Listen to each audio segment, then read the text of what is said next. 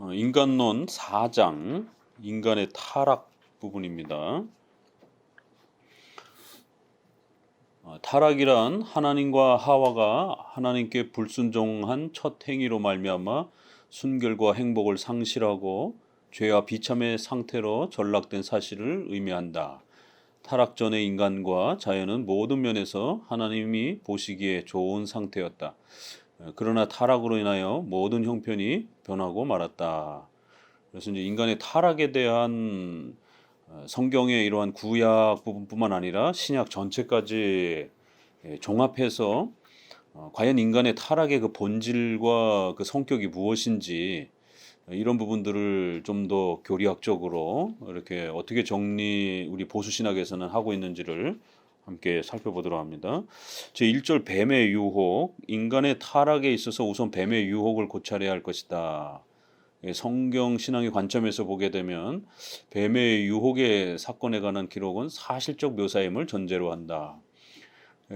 이 정의가 굉장히 중요하다라고 앞서서 계속 말씀드렸는데 더더구나 이제 이 바빙크의 책은 약간 만연체 형태 이렇게 길게 느려서 이렇게 계속 논리를 연결시켜서 이렇게 설명해가는 방식이라 바빙크 책을 처음 읽는 사람들은 바빙크의 초점이 어디에 있는지 파악하기가 굉장히 어렵습니다.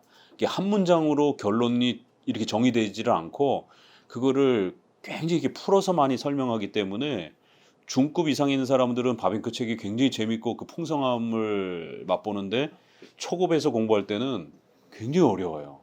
이게 머릿말에 핵심이 있는지 끝에 있는 건지 중간에 있는 건지 이게 감이 잡히질 않아서 또 그리고 그 전체의 정의를 어떻게 내려야 될 것인가 이제 이런 부분들이 이제 바빙크의 특징이라면 이제 벌콥이나 또 조스만 박사님은 이제 더더욱 이 두괄식 중심으로 이렇게 펼쳐가기 때문에 앞부분에 이러한 그 서론의 그 각 장의 서론의 결론이 아주 명확하게 이렇게 정의 내려져서 그 부분을 집중적으로 잘 체크하게 되면 교리를 정리하는 데 굉장히 도움을 받습니다.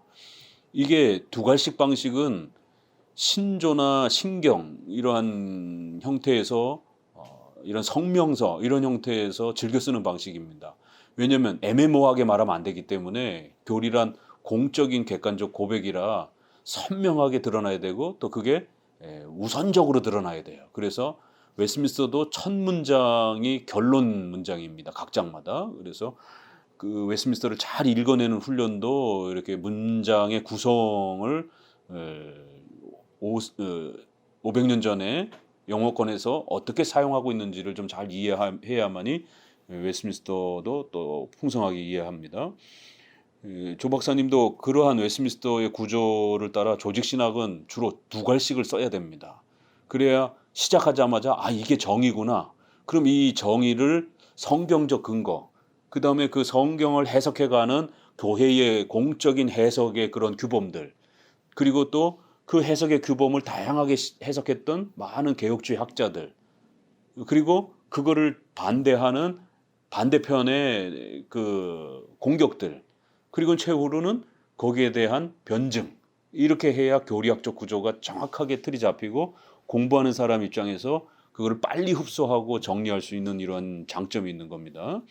그 이제 뱀의 사건과 관련해서도 우리가 이 창세기 사건을 자유주의 계열 쪽에서는 이거를 그냥 하나의 신화로 이야기하는 경우들이 고대 근동의 어떤 이야기로 스토리로 이렇게 이야기하는 경우들이 굉장히 많습니다. 또 유신적 진화론이라고 하는 최근에 또 등장하는 이러한 판넨베르그의 과학적 신학이라고 하는 판넨베르그는 불트만처럼 모든 것을 신화화하는 성경의 내용을 신화화하는 방식으로 공격하지는 않지만 성경의 내용을 현대인들에게 설명하는 데 있어서 어려움을 겪는다 그러면 그런 부분들은 과학적인 그러한 토대와 근거에 맞춰서 설명하는 게 훨씬 현대인들에게 유익하다. 이러한 전형적인 이 세속화 방식, 토착화 방식, 현대인들이 알아들을 수 있고 그들이 이해하는 수준에 맞춰야 된다라고 하는, 그래서 성경의 진리가 그 자체로 전달되는 게 중요한 게 아니라 그것의 내용이 현대인들에게 이해가 되지 않는다라면 그것은 성경의 가치성이 없는 것이다. 이제 이렇게 주장하는 아주 굉장히 위험한 주장인데, 이 자유주의의 주장과 성경은 어느 시대나 절대 진리다라고 하는 이 가치를 반반 섞은 게 판넨베르그의 과학적 신학주의입니다. 그래서 과학과 신학을 결합하는 방식으로, 그게 유신 진화론적 방식에서 이제 창조론과 같은 경우에, 그래서 과학주의와 이러한 기독교 신학을 접목시키려고 하는 이제 이러한 방식이, 판넨베르그가 시도를 했는데, 이게 현대인들에게 굉장히 아주 호응을 얻고 있고, 오늘날도 유신 진화론에 상당히 많이 영향을 끼치고 있는 것처럼, 이러한 방식들은 우리가 굉장히 주의해야 됩니다. 보수주의 입장에서는. 그럴 때에 첫 정의는, 뱀의 유혹의 사건은 사실적 묘사라는 것이에요. 역사적 사건으로 우리는 수용하고 이해하고 받아들인다라는 겁니다. 이거 하나 가지고도 엄청난 논쟁이 이렇게 벌어집니다.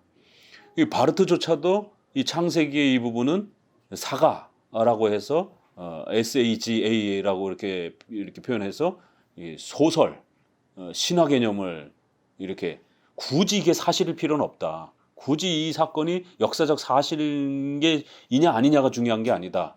그 의미의 교훈을 우리가 잘 찾아내면 된다. 이런 식의 접근이에요. 이건 이제 굉장히 성경의 영감론과 관련해서 성경의 문자와 그 내용이 유기적 축자 완정, 이렇게 우리가 표현할 때 글자와 내용이 정확하고 또 그 부분이 영감에 있어서 완전성을 유지하지 못하면 내용도 깨지는 겁니다. 글자를 통해서 내용이 전달이 되는 거기 때문에.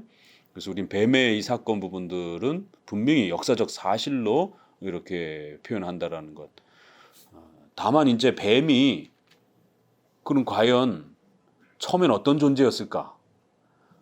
저주를 받아서 땅에 기어다니면서 이렇게 살아라라고 했을 때 그걸 벌로다가 평가하는데, 그럼 이제 이런 역사적 사실이 어렵기 때문에 많은 이제 자유주의자들이 여기에 대해서 과학적 설명을 하려고 하다가 이제 성경의 영감론을 깨트려 버리는 거예요. 왜 그러냐면, 언뜻 추론하기에, 그러면 뱀이 처음에는 용처럼, 도롱뇽처럼 팔다리가 있었는데 이렇게 상상적 추론을 갖다 붙일 수밖에 없다 이거죠. 그래서 저주를 받아서 그 팔다리가 없어지고 결국 배로 기어다니게 되는 이런 형태가 된 거냐. 이건 구약학자들은 어떻게 생각해요? 나중에 끝나고 한번 토론해 봅시다. 그러니까 이제 이런 부분에서 성경이 말하고 있지 않는 부분들을 지나치게 말하려고 접근하다 보니까 결국 성경의 영감성까지 깨트리면서 이 부분을 굳이 사실적 묘사로 받아들이게 되면 뱀의 이 변화에 대한, 뱀이 벌받기 전과 후에 그러한 그 뱀의 이 변화에 대한 부분을 사실적 설명하기 어렵다 이러면서 이제 많이 공격하면서 이 뱀의 사건을 그저 역사적 사실이 아니라 스토리의 이러한 신화 정도로 이야기하려고 하는 접근이 있습니다. 그렇게 되면 결국 원죄에 대한, 이런 아담의 타락에 대한 성경의 영감성뿐만 아니라, 영감성이 깨지게 되면 반드시 아담의 그 범죄 사건에 대한 부분들이 확실성이 깨지게 되고, 그럼 원죄에 대한 부분도 불확실성으로 빠져버린다라는 거예요. 그러니까 이런 시도들은 펠라기우스가 그 원죄를 부정하면서 시도할 때의 역사 속에 동일하게 일어났던, 옛날에도 있었던 그런 방식들입니다. 자, 그래서 1항 뱀과 인간의 관계. 뱀과 인간의 관계는 비인격적, 비윤리적 관계다. 이게 이제 정의예요. 이게 굉장히 중요한 정의입니다. 뱀과 인간은 그럼 어떤 관계냐라고 했을 때, 죄의 그 기원을 따질 때도 그렇고, 죄의 그 시작점을 따질 때도 그렇고, 그럼 뱀이 시작한 거냐, 인간이 시작한 거냐라고 했을 때 뱀이 시작했다라고만 이렇게 얘기해도 안 되고, 그렇게 되면 인간의 원죄에 대한, 인간의 죄성에 대한 부분이 핑계가 돼버립니다. 또 인간에게만 있었다 이렇게 이야기를 하게 되면 자칫 잘못하면 인간의 선한 창조가 깨져버리게 되는, 그럼 하나님이 아담을 처음부터 타락하도록 그렇게 악하게 창조했느냐, 이런 이제 딜레마에 빠지면서 어려움을 겪습니다. 그럴 때 우리는 죄와 관련해서 사탄과 인간 모두에게 둘 다 그 기원점을 잡습니다. 그러면서 이 뱀과 인간의 이제 이러한 관계를 좀 더 깊이 바르게 추적해야 되는데, 뱀과 인간의 관계는 비인격적이고 비윤리적 관계다. 이걸 인격적 관계와 윤리적 관계로 설명하게 되면 심각한 혼동에 빠진다라는 거예요. 그럼 이게 무슨 말이냐? 인간이 타락하게 된 동기에 있어서 뱀과의 관계가 문제로 되어 있는데, 혹자는 생각하기를 인간이 타락하게 된 동기나 이유를 선악을 알게 하는 나무에서 찾으려고 한다. 이렇게 되면 이제 하나님께 핑계가 돼버려요.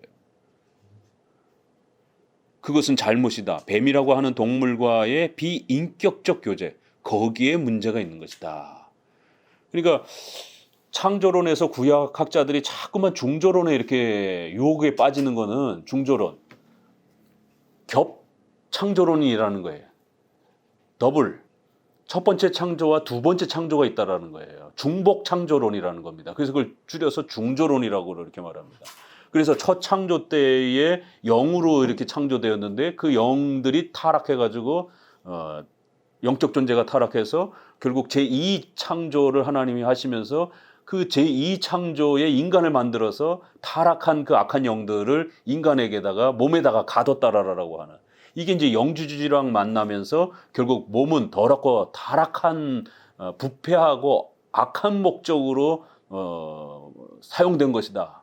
결국 그 타락한 영들을 가두기 위한 목적으로. 이래서 결국 인간의 몸을 더럽게 취급하는 이러한 또 이원론이 영지주의에서 들어오는 그리스 철학과 연결해서 또 들어오기도 하고요.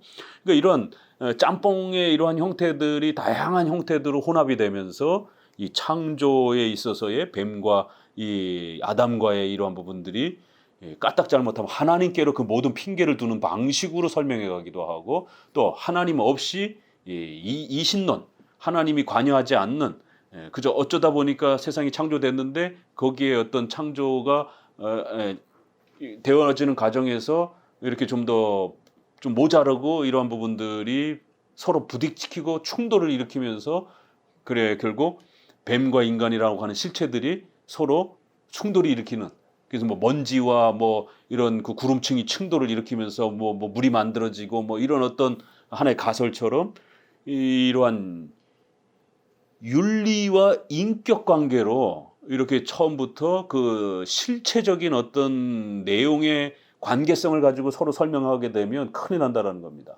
뱀과 인간은 그런 관계로 하나님이 처음부터 만든 게 아니라는 거예요. 이거는 뱀이라고 하는 동물과의 비인격적 교제, 거기에 문제가 있는 것이다라고 해서 뱀과 인간의 이 관계성은 우리가 하나님과 인간이 인격적 관계이고 아담과 하와가 인격적 관계이고, 이런 인격의 개념 관계로 설명하면 안 되고, 이거는 비인격적이고 비윤리적 관계라는 거. 여기서부터 잘 정리가 되어야 뱀과 사탄의 이 개념을 잘 정리하고, 그리고 이 뱀과 사탄과 인간의 관계를 잘 정리하면서 죄에 대한 개념이, 그리고 거기에서 인간의 책임에 대한 문제가 정확하게 이렇게 형성이 된다라는 것입니다.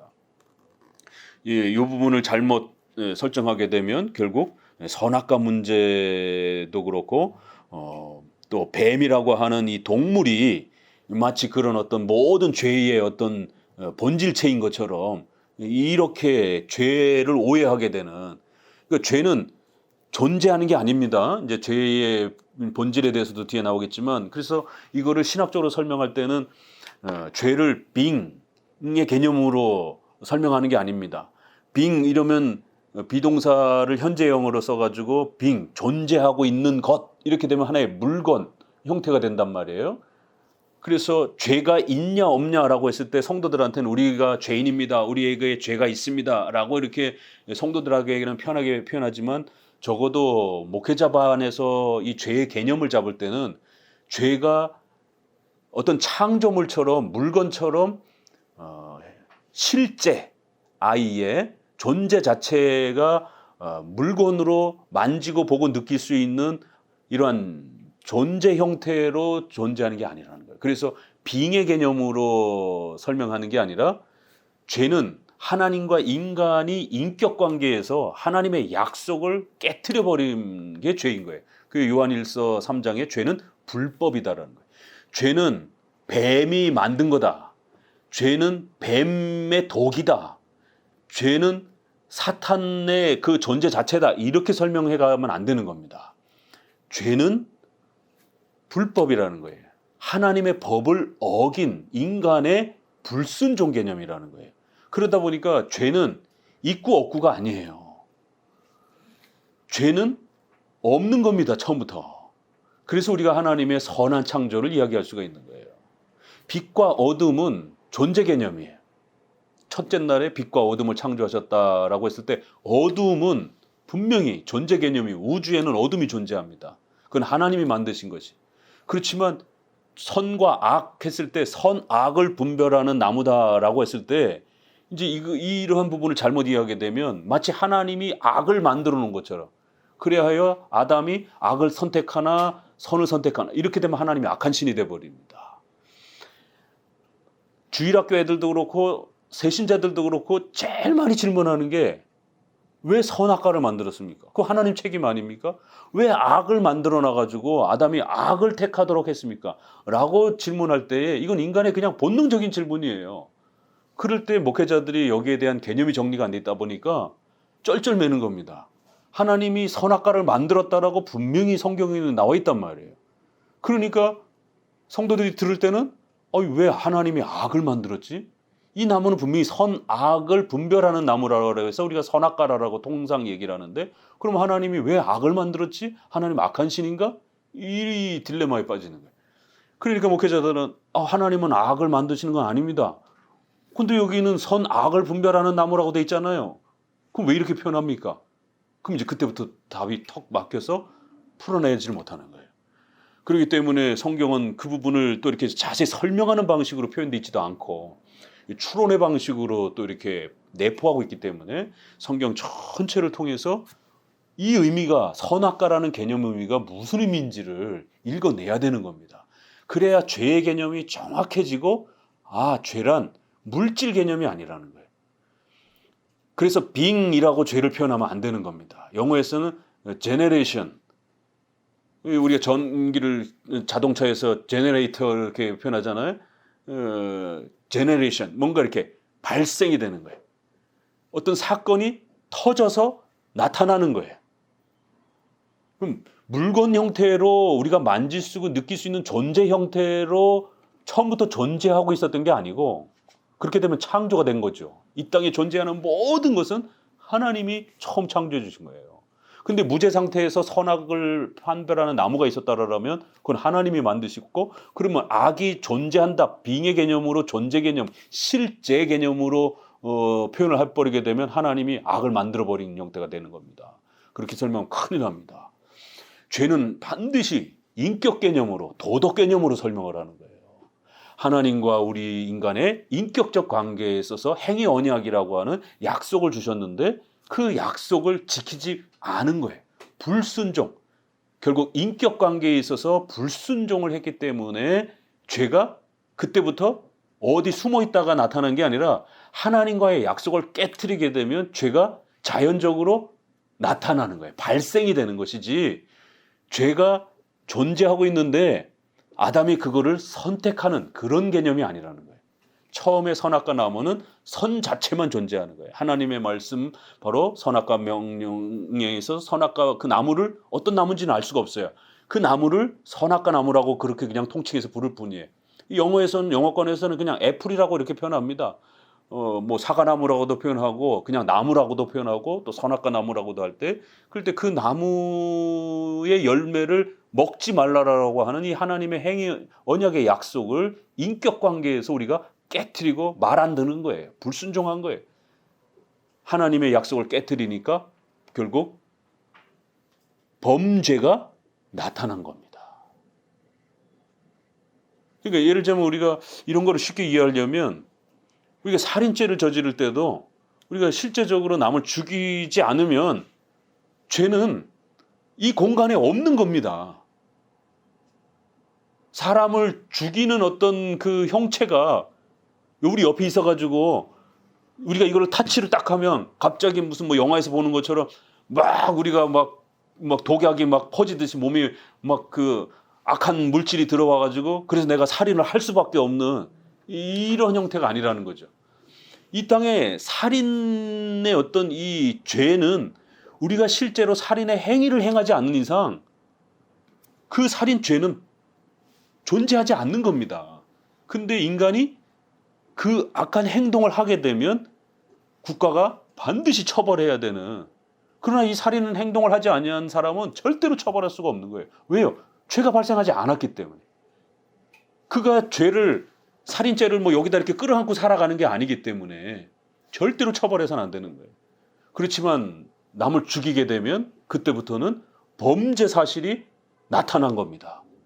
그가 사람을 죽였다라고 하는 이 사실은, 이 실제는 절대로 없어지지 않는 거예요. 그래서 반드시 법이 그를 처벌해야 되는 겁니다. 이런 것처럼 인격 관계라고 하는 것은 하나님과의 우리와의 행위 언약의 이 약속 관계에 있어서 선악과 명령은 약속으로만 존재하는 겁니다. 그 악의 어떤 반대 형태가 존재를 같이 갖고 있는 게 아니에요. 그래서 하나님의 명령으로서만 존재하는 거고, 그 하나님의 명령을 안 지키게 되면, 불순종하게 되면, 범죄하게 되면 하나님과의 인격적 그 약속을 깨트린 것이기 때문에 범죄가 발생이 되는 거예요. 그래서 존재, 빙이 어디에 죄가 숨어 있다가 나타나는 이런 게 아니라 발생이 되는 겁니다. 나타나는 겁니다. 그래서 제너레이션이라고 하는 이러한 그 형태로 표현을 합니다. 그럴 때 이제 뱀은 실제하잖아요. 그러니까 그런 부분에서 뱀 자체를 어떤 죄의 실체로 이렇게 우리가 접근하거나 설명하면 안 된다는 겁니다. 사탄도 처음부터 실체로 이렇게 사탄이 존재하고 있었던 게 아니에요. 사탄도 선한 천사가 하나님의 뜻을 거역하면서 불순종한 겁니다. 어떤 내용인지 우리는 알 수가 없어요. 성경이 설명하지 않기 때문에. 이미 창세기를 열었을 때는 창조가 끝나고 난 다음에 어느 시점인지 알 수 없지만 그 사탄이 타락을 이미 했고 벌써 뱀을 이용해서 인간을 유혹하는 장면이 등장을 하는 겁니다. 자, 이런 관계에서 구원이란, 그래서 우리가 칭의를 이야기할 때 법정적 칭의라는 개념이 나오는 겁니다. 하나님이 선악과를 통해서 정령 죽으리라라고 하는 그러한 하나님의 약속과 명령을 구성했다라는 거예요. 재판장으로서, 심판장으로서. 그런데 그 하나님과의 행위 언약적 이 심판 관계가 결국 범죄로 인해서 발생이 돼버린 거예요. 그럼 하나님은 벌을 내리실 수밖에 없는 겁니다. 그래서 법적으로 정죄가 들어가는 거예요. 선악과를 먹었을 때에 뱀을 터치하니까 갑자기 온몸이 이러한 무슨 독에 감염이 되는 것처럼 이렇게 타락하고 부패한 게 아니라 하나님과의 인격관계에서 불순종이 발생하면서 하나님은 재판장으로서 우리에게 정죄를 법적으로 그렇게 선언하고 정죄하시게 된 겁니다. 그래서 우리가 죄인이다라고 하는, 정령 죽으리라라고 하는 죄가 정죄가 된 거예요. 정죄라는 건 법정 개념입니다. 그래서 그렇기 때문에 구원도 법정적 칭의 개념이 되는 거예요. 우리가 무슨 깨끗한 물을 마시니까 온몸의 세포가 DNA가 바뀌어가지고 갑자기 선한 본성으로 뒤바뀌고 이런 게 아니라는 거죠. 갑자기 무슨 번개 맞은 것처럼 땅바닥을 막 대굴대굴 굴르다가 갑자기 어떤 새로운 인간이 된 게 아니라는 겁니다. 결국 우리의 구원 문제도 우리가 예수 그리스도를 믿는다라고 하면 그 예수님의 피와 희생으로 우리가 받아야 될 죄값을 하나님이 제거해 주시는 예수님의 희생 때문에, 그래서 법적으로 우리를 의롭다라고 하나님이 여겨주는, 정죄했던 거를 정죄를 철회하는, 이게 칭의요 구원의 핵심이다라는 거예요. 근데 자꾸 구원을 실제 개념으로 죄랑 똑같이 이해하면 돼요. 구원을 실제 뭐가 존재하는 이런 형태로 자꾸 접근하다 보니까 그런 거는 성화에서 설명이 되는 거예요. 우리가 말을 착하게 하고 마음씨가 이렇게 착하고 또 선한 행동을 많이 하고 이런 거는 실제 행동에서 그렇게 나타나잖아요. 실제 하는 거예요. 그러나 칭의는 그런 형태의 실제는 아니라는 거예요.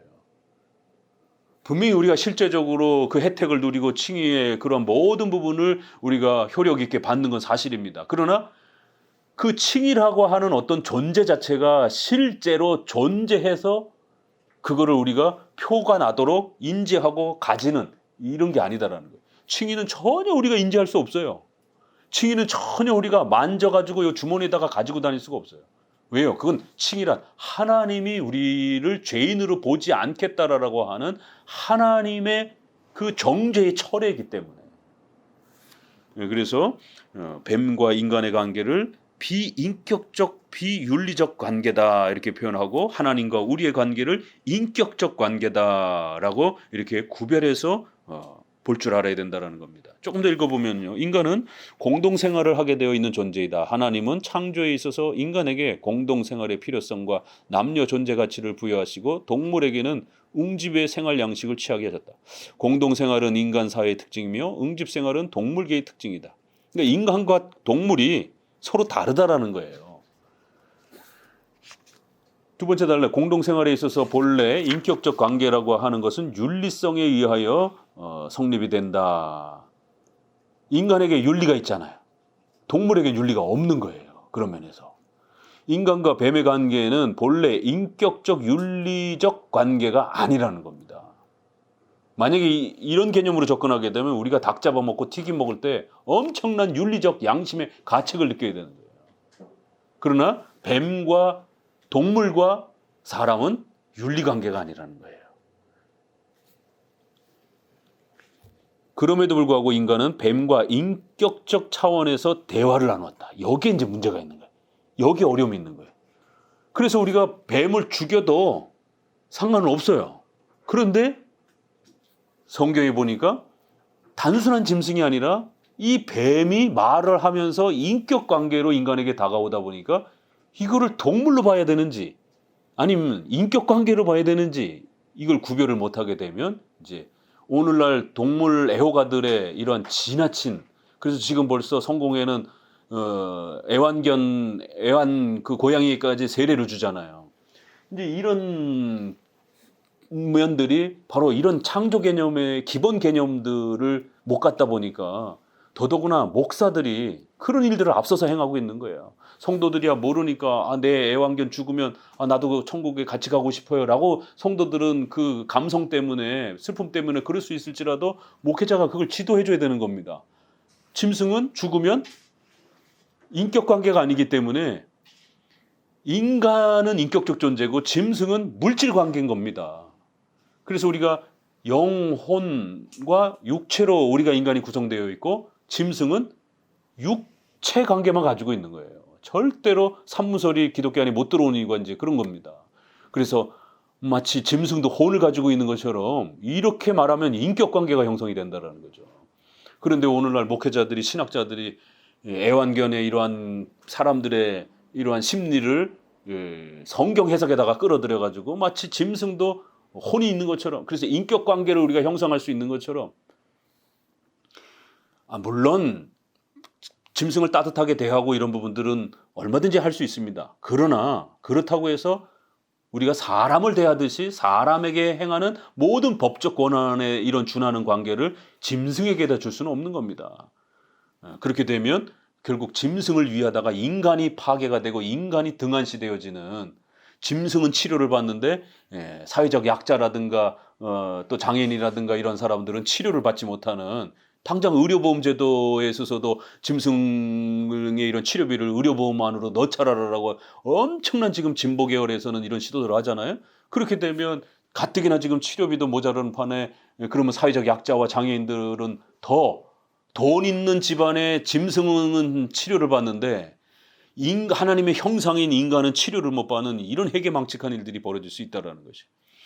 그래서 성경이란 이렇게 정확한 개념을 가지면서 접근하지 않으면 이런 어려움들이 발생된다는 거예요. 그리하여 하나님의 말씀보다 뱀의 유혹의 말에 더욱 관심에 가지게 되었다. 그러면 이제 뱀은 분명히 동물이고 피조물이라는 거예요. 그렇지만 그 뱀이 어느 순간에 말을 하는 인격관계의 어떤 형태를 취했다라는 것이죠. 그러면 뱀이 인격적 존재가 아니라 이건 우리가 다르게 접근하면 된다는 거예요. 사탄이 뱀을 사용해서 사탄은 인격관계를 가지고 있는 영적 존재이기 때문에 그래서 뱀을 사용해서 얼마든지 이런 인격 관계를 흉내낸 그러한 방식으로 우리가 접근하면 충분히 설명해낼 수 있다라는 거예요. 그러면 뱀은 동물, 피조물로서 분명히 제외시키고 인격 관계를 형성할 수 있는 사탄과 그 악한 영들이 죄의 실체들이더라는 것, 그 죄의 원인자들이라는 것을 우리가 분명히 이렇게 구별해서 말할 수 있다라는 겁니다. 유혹으로서의 허영심. 뱀은 애당초 계획적으로 여자에게 접근해 왔다. 뱀은 인간을 하나님과의 관계에서 떼어놓으려는 목적으로 단계적으로 점진적으로 유혹을 감행했다. 뱀은 여자에게 처음부터 엉뚱한 말을 꺼냄으로써 여자로 하여금 관심을 갖게 만들었고 대화에 응할 수 있도록 하였으며 하나님의 말씀에 대한 의혹을 품고 뱀의 말에 신뢰하는 심정을 갖게 하였다. 그래야 뱀이 분명히 유혹한 게 맞아요. 그렇지만 그 뱀의 훨씬 더 중요한 실체적 원인은 사탄이 이 뱀에게 들어갔고 뱀을 이용했고 뱀을 사용했다라는 게 성경 다른 모든 곳에서 또 설명되고 있다라는 거죠. 창세기 자체 내에서는 이렇게 충분히 그 부분이 설명이 안 되다 보니까 자칫 잘못하면 뱀 자체가 중요한 초점인 것처럼 이렇게 이용되어지는.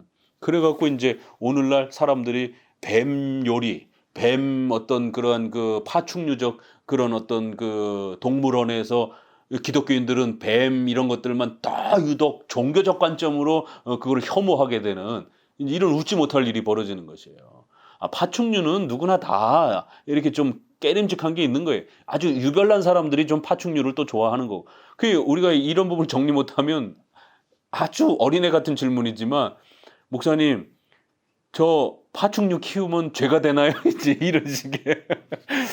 그건 전혀 죄가 되지 않는 거예요. 자기가 기호도가 그런 얼마든지 자기 감당해낼 수 있다라면 일반 사람들은 다 싫어하지만 본인의 어떤 취향이 그런 파충류 부분을 좋아한다라면 그럼 뱀은 안 되고 그럼 이구아나라든가 뱀 비슷한 거는 됩니까? 이걸 어떻게 설명할 거예요?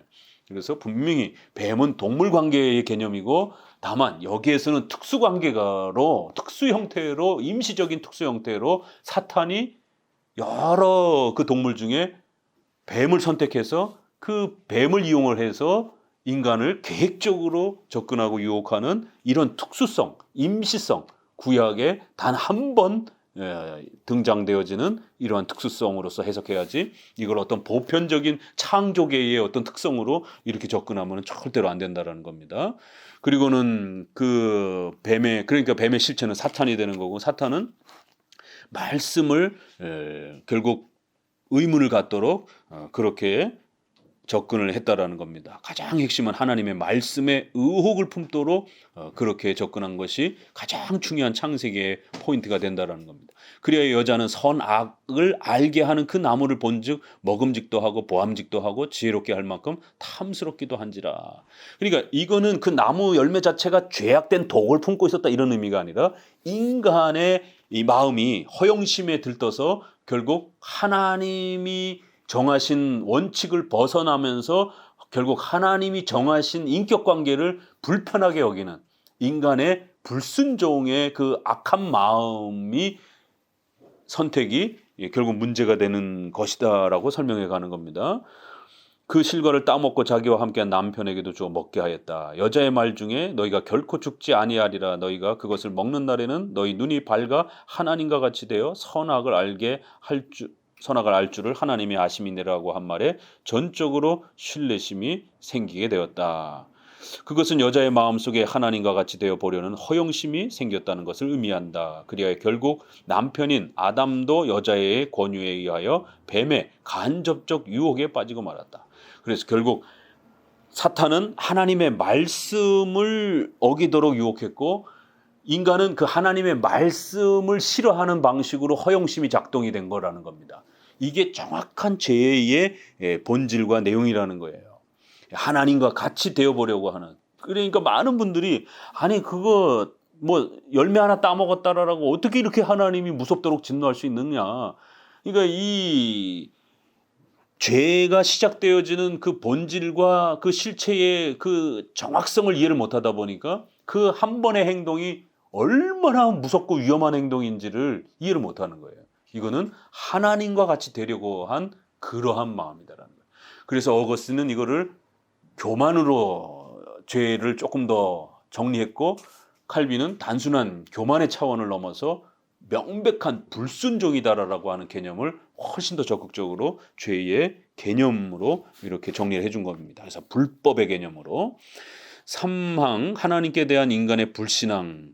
창세기 3장 1절 이하에 보면 여호와 하나님이 지으신 들짐승 중에 뱀이 가장 간교하더라라고 하면서 뱀이 여자에게 물어 가로되, 그러니까 이 표현도 들짐승 중에 뱀이 가장 간교하더라 이러면 뱀이 처음부터 악한 실체로 존재한 것처럼 오해가 되는 거예요.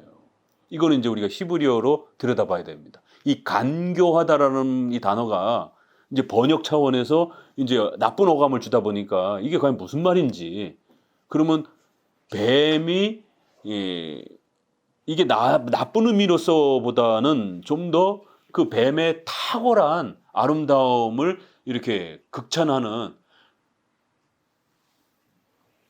하나님의 창조물들 중에 여러 개가 있지만 그 중에서 뱀의 그 화려함과 뱀의 그러면 이제 사람들이, 아니 뱀이 어떻게 화려하고 예뻐요?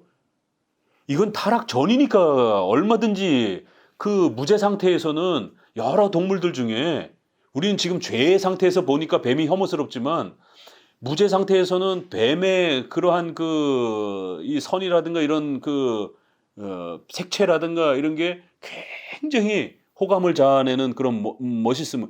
그 지금 무죄 상태에서도 파충류를 좋아하는 사람들은 유독 그 파충류들의 이런 어떤 선, 또 색깔, 그 비늘의 이런 아주 독특한 이런 부분에 매료가 되는 겁니다. 다른 부분보다. 그러니까 무죄 상태이기 때문에 더더욱 뱀이 가장 우수하더라 이렇게 읽어낼 수도 있는 거예요. 간교하다 이렇게 되면은 아직 타락하기도 전인데 그럼 벌써 악이 존재했나 이렇게 읽어갈 위험이 있습니다. 그래서 그런 부분들을 이런 흐름 속에서 우리가 잘 주의해가면서 읽어내야 됩니다. 두 번째 단락, 우리는 아담의 아내 하와와 뱀과의 대화에서 하나님 참으로 너희더러 동선 모든 나무의 실과를 먹지 말라 하더냐라는 뱀의 물음에 대한 여자의 말투를 보아 여자가 하나님의 말씀에 주관적으로 가감한 것을 볼 수가 있다. 이게 이제 여기에 죄의 실제의 아주 그 중요한 그 본질을 지금 들여다보는 거예요. 그리고 그 주체, 죄의 기원. 이게 창세기 3장만 정확하게 설명을 해도 다 읽혀집니다. 근데 이거를 이런 개념 없이 읽게 되면 또 못 찾아내는 거예요. 그러니까 주관적인, 결국 말씀에 주관적으로 가감을 한 것이 가장 중요한 그 죄의 실제적 내용과 행동들이라는 거예요. 오늘날 우리가 선악과는 어디로 사라졌는지 없어졌습니다. 하나님이 차단시켰기 때문에. 그렇지만 그 죄가 실행되었던 그 죄의 본질적 모습은 오늘 우리에게도 동일한 형태로 그렇게 원죄가 전가되고 있는 거예요. 오늘 우리 시대의 죄의 본질은 뭡니까? 하나님의 말씀을 주관적으로 그렇게 해석하고 주관적으로 자기 편리대로 적용을 해서 하나님의 뜻을 노골적으로 무시하는 거예요. 이게 죄의 본질인 겁니다. 그래서 목회자들은 성경 해석에 목숨을 걸어야 된다는 게 이제 그런 차원이 있는 겁니다. 하와는 이런 짓을 했고 우리는 이런 짓을 안 한다? 그게 아닙니다. 동일하게 하나님의 말씀을 비틀어고 망가뜨리고 변형해서 주관적으로 가감하는 방식은 그게 동일한 형태로 이어지는 거예요. 먹지도 말고 만지지도 말라 너희가 죽을까 하노라 라는 형태로 결국 추가가 되는 거예요. 하나님은 먹지 말라라고 아주 단순하게 말씀하셨어요. 그런데 거기에 따라붙으면서 하나님의 말씀에 대해 임의로 가감한 것은 하나님의 말씀에 대한 불신앙 때문이었다라고 보아야 한다. 자, 이렇게 처음에 뱀이 말을 걸어 유혹하는 물음에 여자가 걸려들어서 주거니 받거니 뱀과의 일문일답의 형식의 대화가 오고 갔다. 뱀이 여자에게 하나님이 참으로 너희들의 동산나무의 모든 실과를 먹지 말라라고 엉뚱한 질문을 한 것을 보면 여자에게 말을 시키려는 계획적인 수작임을 알 수 있다. 그러니까 사탄은 어떻게 이거를 변형해야 인간이 거기에 대해서 호기심을 갖고 또 악한 행동을 하나님의 말씀을 어기게 되는지를 아주 정확하게 접근을 한 겁니다. 그러니까 처음부터 먹어라라고 이렇게 요구하지 않은 거예요. 오늘날도 역시 마찬가지로 죄가 발생이 될 때 우리가 하나님의 말씀을 특별히 성도들 안에 읽으면서도 그 말씀을 비틀어내는 방식들이 이런 부분에서 굉장히 주의하고 조심해야 된다는 거예요.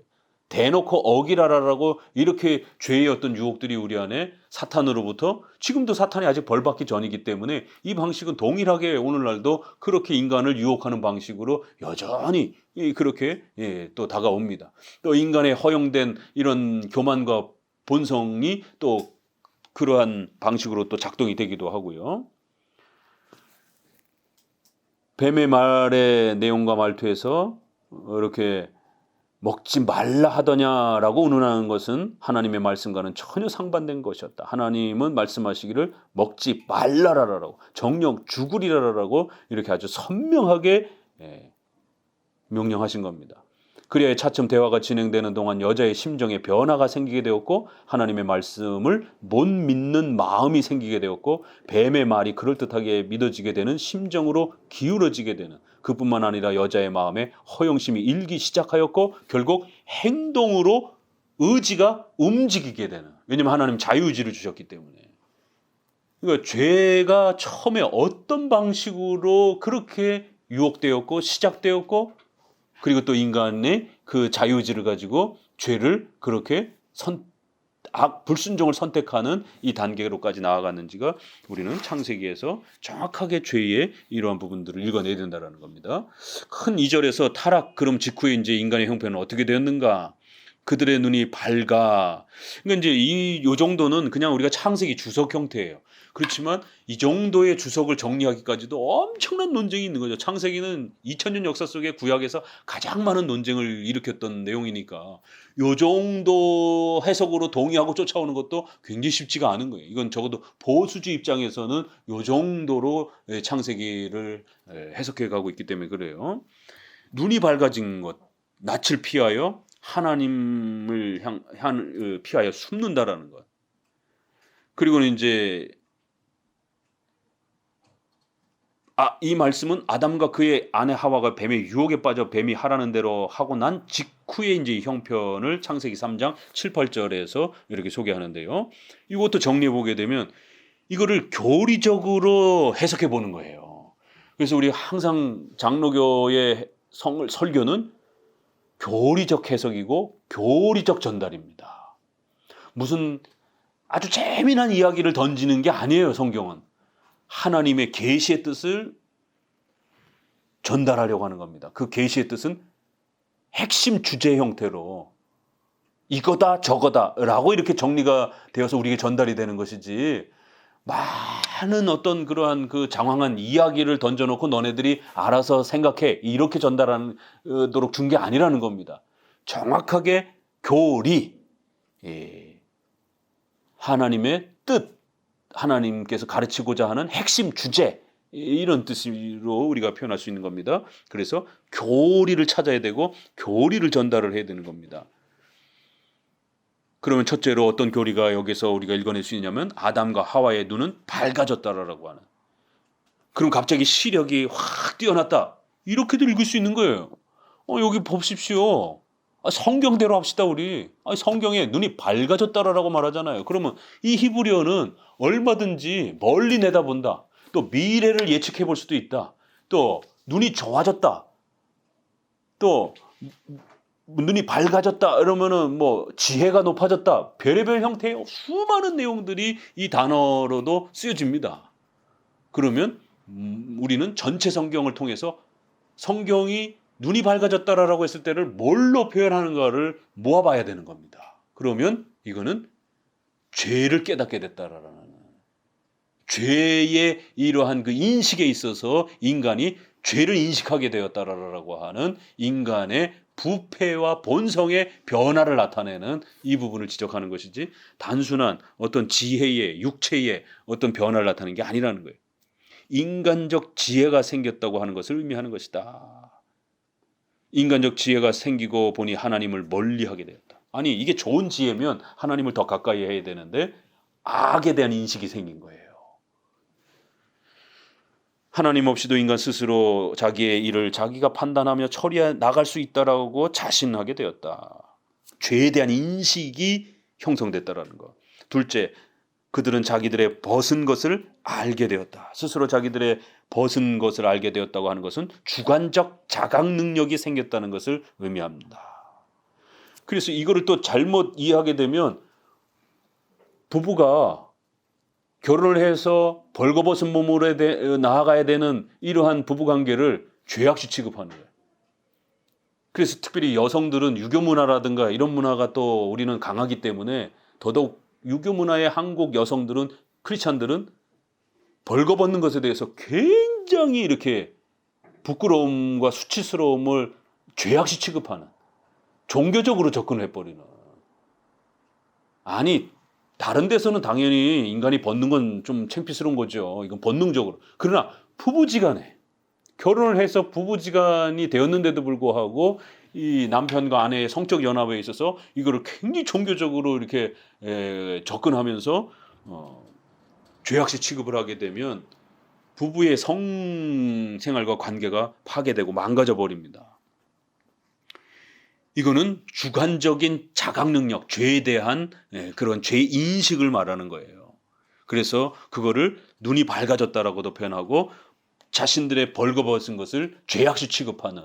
왜요? 그전에는 벌거벗었으나 이 장에 그들이 부끄러워하지 않았다라고 하는, 죄악시 취급하지 않았다라고 하는 창세기에 하나님의 그 놀라운 창조의 위대함을 이 장에서 마지막으로 그렇게 끝내고 있습니다.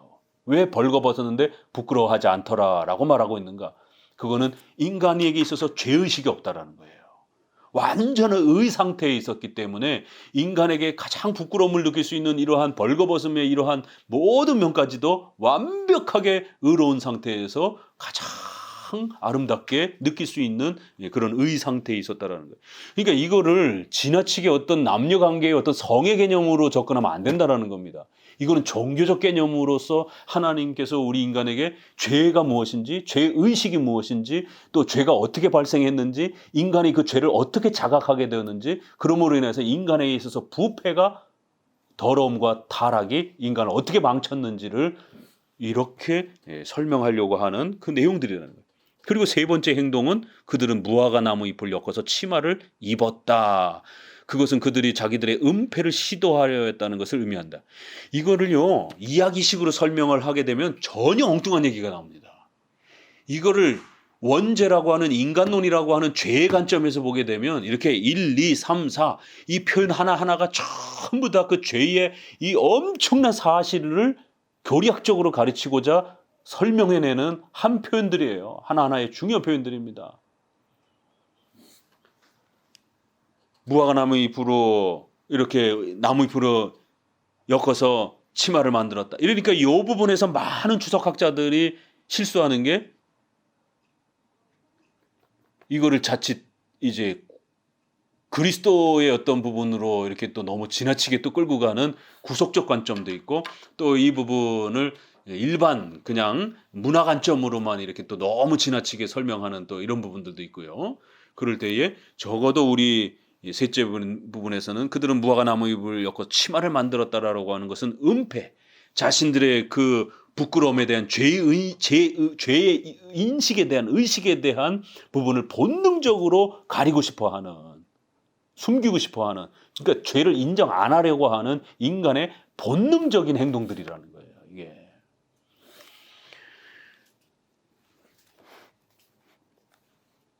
그것은 그들이 그래서 그것은 그들이 자신 떳떳하지 못함을 가려보려는 의지를 의미하는 것이다. 넷째로 그들은 수치감과 두려운 마음이 생겼다. 수치감이 생겼다는 것은 그들 자신이 도덕적 윤리적인 과오에 대한 무언의 시인을 의미하는 것이며, 두려운 마음이 생겼다는 것은 그들 자신의 생명에 대한 애착심을 의미하는 것이다.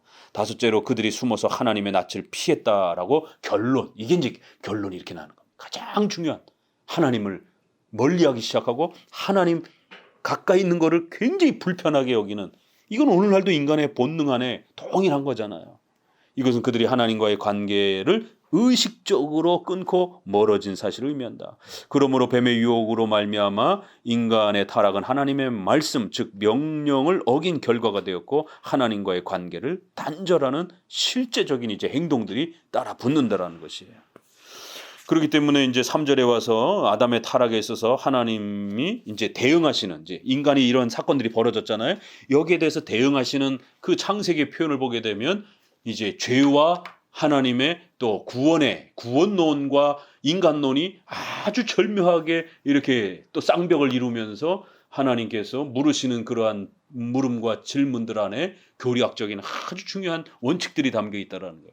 이거를 뭐 하나님이 따뜻하게 뭐 위로해 주려고 뭐 요즘에 내적 치유 뭐 이래 가지고 하나님이 강하게 말씀 안 하시고 따뜻하게 부드럽게 뭐 이렇게 표현한 이런 정서적인 이러한 스토리텔링 형태로 접근하면 안 되는 겁니다.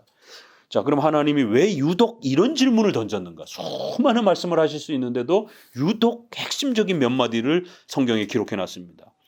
여호와 하나님이 아담을 부르시며 그에게 이르시되 내가 어디 있느냐? 그래서 아담이 하나님 소리를 듣고 내가 벗었으므로 두려워하여 숨었다, 이렇게 변하는 거예요. 거기에 대한 아담의 대응, 두려움 때문에 숨었다라는 거예요. 하나님이 몰라서 어디 있느냐라고 물은 건 아니에요. 이건 인간의 정체성, 인간의 본질에 대한 물음이신 것입니다. 하나님이 만들어준 하나님의 형상으로 창조되었던 이 엄청난 이 가치가 어디 갔느냐라는 거예요. 어떻게 되었느냐라는 거예요. 그건 결국 타락과 부패한 더러운 존재가 된 것이다라고 하는 것에 대한 하나님의 역설적 질문인 거죠. 그러니까 아담아, 내가 어디 있느냐? 인간의 근원적 존재에 대한 물음인 거예요. 그래서 아담은 하나님 앞에 두려움을 느끼고 하나님 곁에 설 수 없어서 저막이 숨었다라고 하는, 하나님의 그 존전 앞에 인간은 이제 설 수 없는 엄청난 거리와 벽이 생겨버린 인간의 본질과 정체성에 대한 질문이에요. 그러자 두 번째는 누가 너의 벗었음을 너에게 알려줬느냐? 어떻게 이런 일이 벌어졌느냐? 누가 이 일을 행했느냐? 누가 이렇게 만들었느냐? 누가 이 짓을 했느냐? 그럼 사탄이기도 하고 인간이기도 한 거예요. 첫 번째는 후에 대한 질문입니다. 넌 누구냐? 교리학적으로 인간은 도대체 누구냐? 인간은 죄인입니다. 두 번째, what? 무슨 행동을 했느냐? 내가 너더러 먹지 말라 명한 그 나무를 내가 먹었느냐? 그 내용에 대한 질문이에요. 왜 하나님이 이런 질문을 했겠습니까? 하나님이 그걸 명하셨기 때문에. 바로 그 하나님의 명령을 깨트리고 어기는 그 내용이 인간의 죄의 내용의 핵심 본질이라는 거예요. 행위에 대한, 행동에 대한. 그러자 네 번째는 아담이 가로되 하나님이여 내가 주셔서 나와 함께 하신 그 여자가 그 나무 실과를 내게 줘 먹었나이다. 핑계를 대는 방식에 있어서 그러자 여자에게 내가 어찌하여 이렇게 하였느냐. Why? 이렇게 좀 정리하면 돼요. Who? What? Why? 이 교리학적인 인간론의 모든 것이 여기 다 들어있을 정도로 넌 누구냐? 넌 도대체 무슨 행동을 했느냐? 무슨 짓을 했느냐? 네가 한 짓이 뭔지 아느냐? 세 번째, 왜 이렇게 했느냐? 어떤 의도에서 이렇게 했느냐? 왜 이렇게 행동할 수밖에 없었느냐? Why? 라고 이렇게 물으면서 근원적인 인간의 행동에 대한 책임을 요구하시는 거예요. 왜 이렇게 했니? 너가 이렇게 했으면 결국 책임을 져야 되지 않겠니? 인간의 강력한 회개에 대한 책임을 촉구하는 겁니다. 결국 너가 이러한 잘못을 왜 했니? 그럼 어떻게 할 거니? 회개해야 된다라는 거예요. 왜 이렇게 했느냐? 하나님이 모르시고 묻는 게 아니라 빨리 회개하라는 겁니다. 그래서 이제 여기 다음 구절에 보니까 아주 정확하게 조직신학에서 이 기사는 하나님의 범죄한 인간에게 은총을 베풀어 회개의 기회를 주시기 위하여 3번이나 질문을 하신 사실을 묘사한 것이다. 이제 3장 15절에 가서 우리가 원시복음이라고 하는 최초의 복음이 등장을 하는데 벌써 이미 그 앞에 하나님께서 은혜 언약의 이러한 위대한 이제 3장 15절 복음의 약속을 던져주시기 전에 벌써 3번의 질문을 통해서 이 죄인된 인간에게 있어서 죄의 실제적 그 본질을 정확하게 인지하고 그 죄로부터 속히 회개하고 돌아올 수 있는 구원의 이러한 모든 기초와 베이직들을 바탕들을 하나님께서 스스로 마련하시는 오직 절대 주권적인 은혜, 오직 은총으로 어디 알미니안주의가 끼어들 수가 있겠어요. 끼어들 수가 없는 겁니다. 그래서 하나님께서 아담은 도망가기 바쁜데 무슨 협력을 합니까? 아담에게 먼저 찾아오셔서 하나님께서 아담에게 강력하게 너의 존재 자체에 대해서 다시 돌이켜보라라고. 넌 누구냐라라고. 도대체 무슨 짓을 했느냐라라고. 그게 얼마나 위험한 행동이었는지 아느냐라라고. 그럼 이제 왜 이렇게 행동했느냐? 그럼 책임을 져야 되지 않겠느냐? 참 놀라운 그런 내용이 이렇게 3장 안에 아주 이렇게 압축되어서 소개되는 겁니다. 자, 그리고 이제 이거 질문에 대한 설명은 말씀드렸기 때문에 좀 가볍게 넘어가 봅니다. 첫째 질문에서는 하나님이 아담에게 내가 어디 있느냐라고 물으신 첫째 질문은 하나님의 지극한 사랑의 음성이었다. 그래서 하나님 곁을 떠나버린 아담을 찾으시는 인자하시고 다정하신 음성이었으며 배신자들을 돌이키려 하는 부드러운 음성이었다.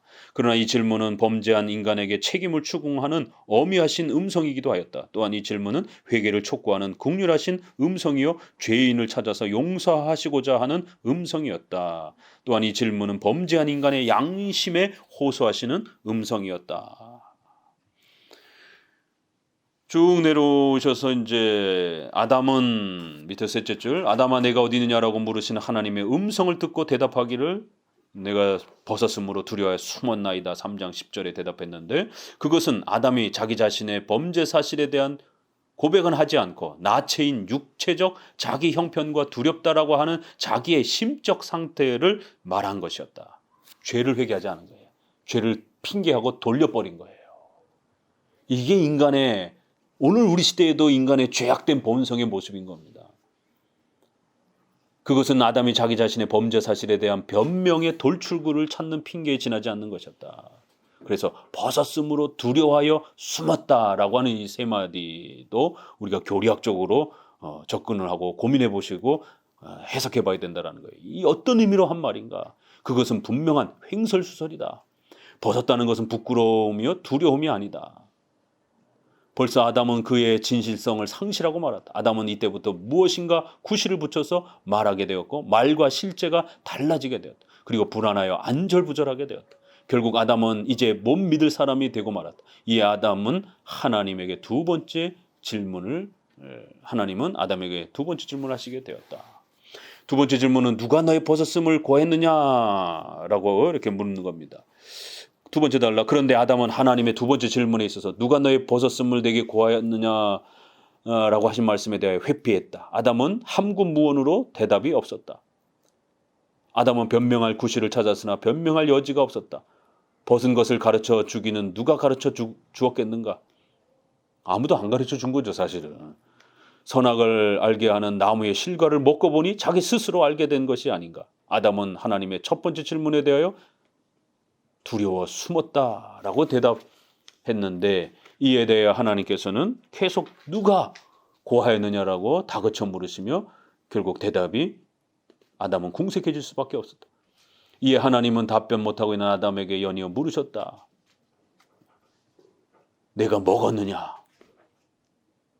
양심을 계속 하나님이 파고들면서 하는 다 알고 있는 사실이고 아담도 다 알고 있는 사실이잖아요. 그래서 이게 죄를 향하여 목회자가 설교할 때 이제 이런 방식이 되는 거예요. 그 죄를 향하여 파고드는 겁니다. 인간의 양심을 향해서 계속해서 파고들면서 그 양심이 항복할 때까지 나 잘못했습니다. 내가 죄인입니다. 우리가 그것을 잘못한 겁니다. 라고 행할 때까지. 내가 먹었느냐? 변명의 길을 열어주시는 물음이었다. 회개할 수 있도록. 이 물음은 핑계하려면 핑계하고 변명하려면 변명해 보란 듯이 물은 것이었고 선악을 알게 하는 나무의 실과를 먹은 데 대하여 시인하고 회개할 수 있는 기회는 아직 있다는 사실을 암시하는 것이었다. 그러나 인간은 하나님의 두 번째 질문에 대해서도 변명하는 방식으로 그렇게 결국 넘어갑니다. 그래서 자기는 나무 실과를 먹지 아니했을 것이니 죄의 책임은 하나님과 그 여자가 질 일이지 아담 자기가 질 일이 아니라는 논리로 그렇게 하나님이 내게 주신 여자가 그렇게 유혹해서 내가 먹었다. 그러니까 이 대답 안에는 죄의 본질이 아주 정확하게 다 들어있습니다. 하나님 때문입니다. 하나님 때문에 내가 이렇게 어려운 상황에 빠졌습니다. 그리고 또 이웃을 파괴하는 방식으로 자기 자신의 죄를 책임을 묻는 게 아니라 이제 이런 방식. 이 논리에 의하여 범죄한 아담은 점점 더 기고만장하여 자기의 범죄적 사실을 은폐 또는 변명해 보려고 하는 발악적 자세를 취함과 동시에 하나님과 하와에게 자기 자신의 범죄 행위 책임을 전가하는 형태로 결국 더 나아갑니다. 쭉 밑에서 둘째 줄. 그러나 이제 아담은 그뿐 아니라 자기 아내에게 무자비한 죄의 전가를 서슴지 않는 악독한 모습으로 전락되고 말았습니다. 그뿐만 아니라 창조주 하나님에게까지 자기의 범행을 책임을 전가하려는 파렴치한이 되고 말았습니다. 이제 아담은 자기 자신의 범죄 행위에 대하여 회개하기에는 불가능한 화인 맞은 양심의 소유자로 더 타락하고 부패의 이 전적 부패가 내버려 두면 얼마나 더 포악스러워지는지에 대한 아주 전형적인 전적 부패의 모습이 드러났다라는 거예요. 세 번째 질문, 여호와 하나님이 여자에게 물으시기를 내가 어찌하여 이렇게 하였느냐라고 했는데 이 물음에 대하여 여자는 대답하기를 뱀이 나를 꿰어 먹었다. 이렇게 하여 아담은 여자에게 여자는 뱀에게 그들 자신의 하나님의 거역한 범죄의 책임을 전가하고 또 전가하였다. 맨 아랫줄 하나님은 어디까지나 인간의 범죄의 동기가 인간 자신 속에 있다라고 하는 사실을 지적하고 계신다. 그래서 내가 어디 있느냐, 내가 먹었느냐, 내가 왜 이렇게 했느냐라고 계속 물으시면서 인간이 범죄한 그 죄의 본질에 대해서 자각하도록 그건 너가 행한 것이다. 그건 너가 범죄한 것이다. 그건 너의 의지로 악을 행한 것이다 라고 계속 끊임없이 하나님께서 가르쳐 준 겁니다. 하나님 세 번씩이나 물으셨는데 다 내가라고 하는 히브리어의 2인칭 동사를 사용해서 우리가도 아니에요. 너가 이렇게 인간의 범죄 사실에 대한 근본적 원인을 규명하시려고 하나님의 의지를 암시하고 있다. 이렇게. 두 번째 단락, 여기서 우리는 죄의 책임 문제를 둘러싸고 있는 아담과 그의 아내 하와와 뱀의 삼각관계를 생각하게 된다. 본래 죄의 문제는 윤리적 차원에서 논해져야 할 성질의 것이며 윤리 문제는 인격 관계에서 다루어져야 한다. 그래서 이제 뱀은 제외시켜 버리는 거예요. 아예 뱀은 묻지도 않으시는 거예요, 하나님이. 애당초 뱀과 대화를 가진 여자는 뱀과 대화를 가진 인격자이다. 그는 서슴없이 뱀에게 책임을 전가했다. 그런데 뱀은 인격자가 아니다. 죄에 대한 책임은 인격자가 지게 마련이다. 비인격적 존재인 뱀과의 대화는 무의미한 것이며 죄의 전가도 무의미한 것이다. 만일 자기 자신의 실수나 죄를 개나 돼지에게 그 책임을 돌리는 것으로 만족하게 여기는 사람이 있다면 그 사람은 정신 이상자이거나 무엇인가 잘못된 사람이 분명한 것이다. 그런데 이같이 죄에 대한 책임을 회피하면서 끝까지 자기를 변명하려 드는 인간에 대하여 세 번이나 질문하신 하나님의 심정을 헤아려 보면 가히 측량할 수 없는 하나님의 은총을 깨달지 않을 수 없게 된다. 자, 4절 인간의 하나님의 심판. 인간은 죄와 더불어 핑계와 변명과 책임 전가에 급급하다가 하나님과의 관계가 점점 더 멀어졌고 결국 저주와 형벌을 면치 못하는 데까지 전락하게 되었다. 그래서 형벌 선고는요. 창세기 3장에는 하나님의 형벌 선고가 기록되어 있다. 그러면서 여호와 하나님이 뱀에게 이르실 때 모든 육축과 들짐승보다 더욱 저주를 받아 배로 다니고 종신토록 흙을 먹을지어다라고 이렇게 했고 여자에게는 잉태하는 고통 그리고 남편이 너를 다스린다라는 거. 이제 여기서 이제 우리가 주의 깊게 봐야 되는 것은 그 다음 단락으로 넘어가서 324페이지 두 번째 줄, 이 말씀들에서 우리는 형벌이란 죄의 결과로 주어진 대가임에 틀림없다는 것을 알 수 있다. 형벌이란 죄의 결과로 주어지는 대가다라는 것. 사회적이고 과학적이고 어떤 자연 이런 그 기후적인 이런 개념이 아니라는 거예요. 형벌이란 죄의 결과라는 거예요.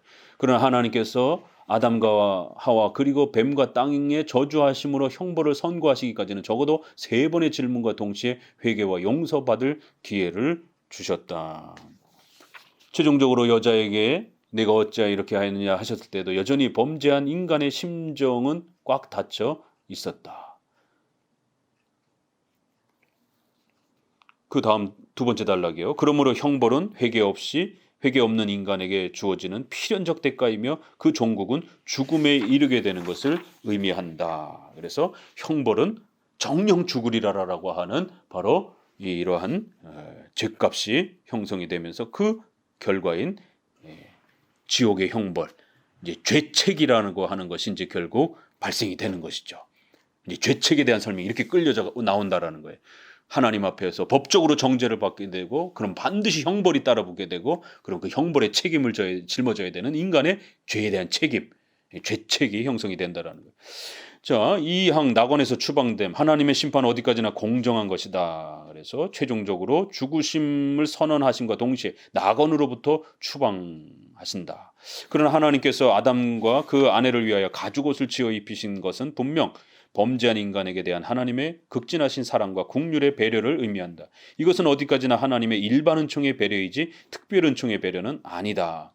이게 칼빈도 그렇고 대부분의 조직신학자들의 해석입니다. 그런데 신약학자들은 이런 교리적 관점에서 자꾸 안 보다 보니까 구약학자도 그렇고 이거를 그리스도에 대한 어떤 예표론으로 자꾸 보려고 하는 접근이 있습니다. 박윤선 목사님조차도 이제 이분이 주경학자다 보니까 이 부분을 그렇게 이제 보려고 하는데, 이 부분 그렇게 보게 되면 이제 심각해집니다. 교리학적으로 좀 더 정리를 하는 게 훨씬 더 좀 좋은 해석이 됩니다.